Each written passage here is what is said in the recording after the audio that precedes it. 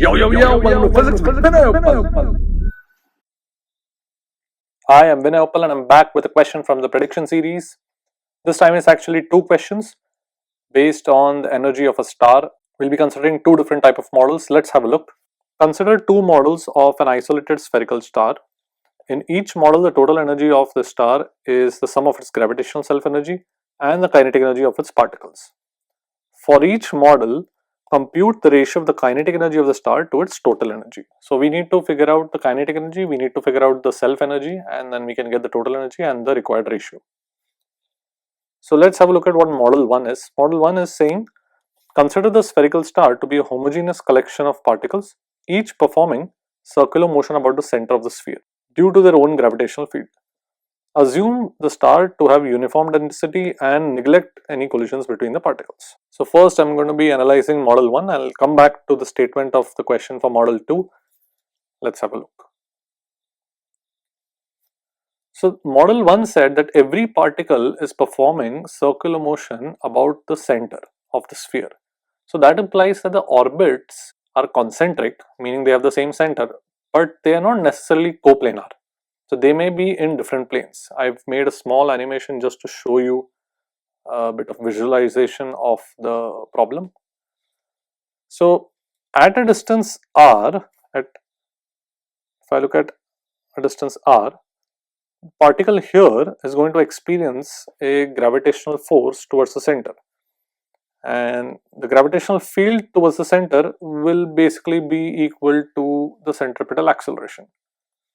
So I am simply going to write gmr by r cube, where capital M is the total mass of the entire star, capital R is the radius of the star, should be equal to v squared by r.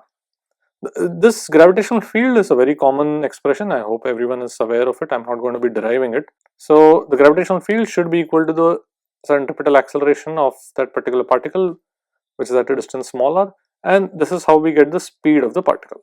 And now if you look at a thin spherical shell of radius small r, you will realize that every particle on the shell surface has a speed equal to root of gm small r square by capital R cube that we found out here.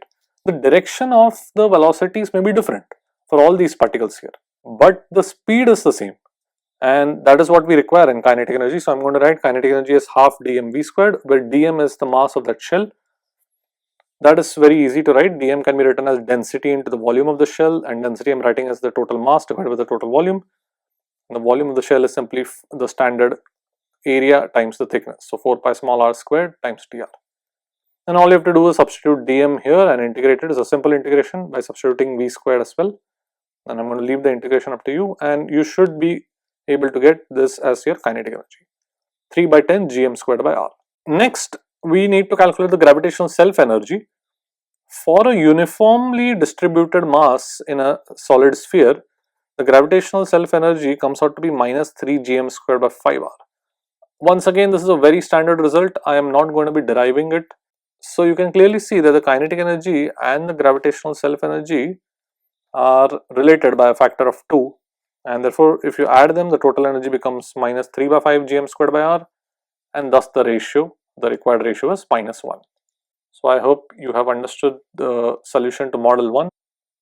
Right, now let's look at a tougher version of this question in model 2. Let's just go back to model 2. So consider the spherical star, in this case this is a realistic model, to be made up of ideal monatomic gas. Note that due to the compressible nature of the gas, you cannot assume uniform density. In model 1 we had assumed uniform density, which made calculations quite easy. This time we can't do that. The kinetic energy in this model refers to the kinetic energy of the gas molecules. So let's have a look at how we'll go about computing the ratio for model 2.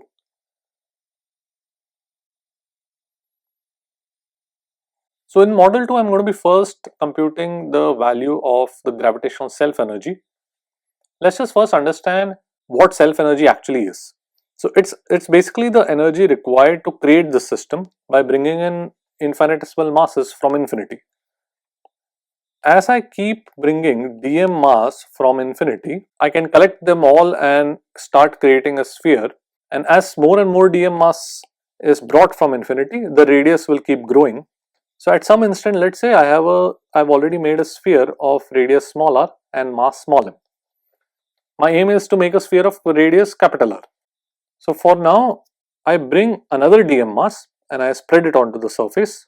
The work that I'll have to do in bringing this mass from infinity would be the change in its potential energy. So at infinity, potential I know is 0, and at the surface the potential would be minus gm by r, and therefore the energy that I have to supply would be the final potential energy of this dm mass minus the initial potential energy, and therefore it would be minus gm by r into dm. Here dm would be density into the volume of that infinitesimal shell, the standard 4 pi r squared dr. In order to relate the gravitational self energy to the thermal energy of gas, the thermal energy of gas will be in terms of temperature. 3 by 2 nRT would be the thermal energy of the gas, the kinetic energy. But it's not very obvious how we can relate that to the gravitational self energy. There's no term of temperature in the gravitational self energy, but we need to find a relation. So in such cases where you have seemingly two different branches of physics that need to be related, you need to figure out a quantity that is common to both. In this case, it is going to be pressure. So if I look at pressure, I know a relation for pressure in terms of the gravitational field.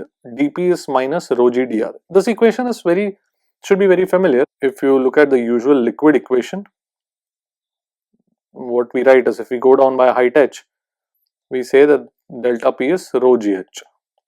This is basically we are going along gravity, and therefore the pressure will increase in that direction by a value of rho gh.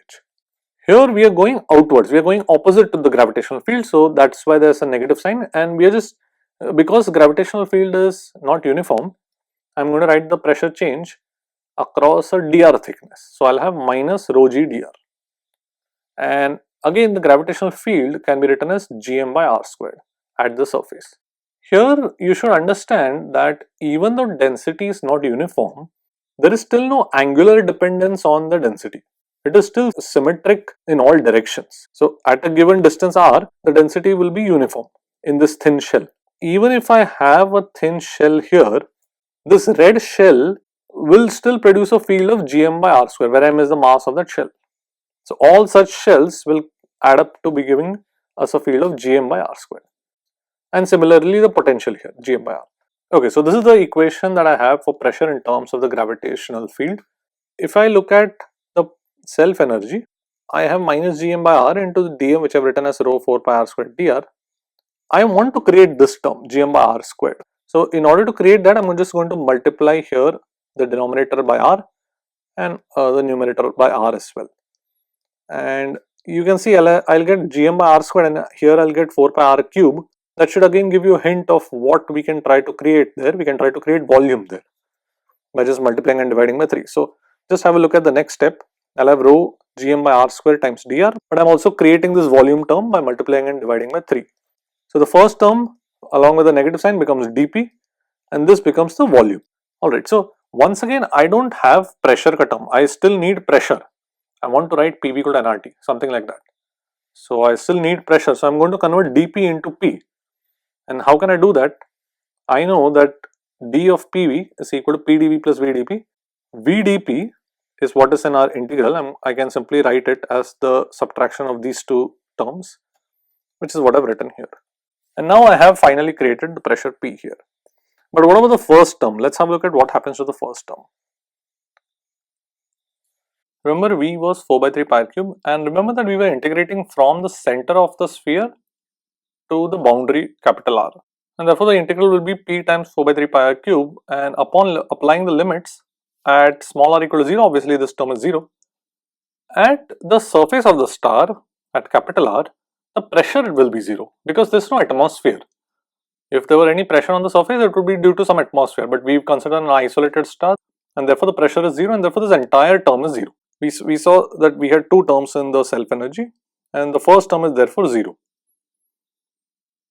Now it becomes quite straightforward. The self energy is equal to minus 3 times integral P dV. Because the volume was 4 by 3 pi r cube, I can write dV as 4 pi r squared dr. Now consider a thin shell inside the star at a distance small r. The volume of that shell would be 4 pi r squared dr, let's say it has dn number of moles, and let's say the pressure there is P and temperature is T. So for this thin shell, I can write pressure into volume is nRT, where volume is 4 pi r square dr and n matlab is the number of moles, which is dn. So the self energy becomes minus 3 times, I can simply replace P times this volume by dn RT. But what about the kinetic energy? What about the thermal energy? That is simply nothing but 3 by 2 dn RT. And once again, we have the self energy is minus 2 times the kinetic energy, and therefore the ratio is still minus 1. So that's the underlying concept of when these two branches of physics meet. So it's like a tussle between gravity trying to pull all the particles down to the center. Gravity is trying to compress the star, but that is being prevented by the ideal gas pressure. So that's what keeps the star in equilibrium. I hope you guys have understood model 2 and how we related two different branches of physics by looking for a common quantity. This is how the thought approach should be. So that's it for today. See you guys. Good night.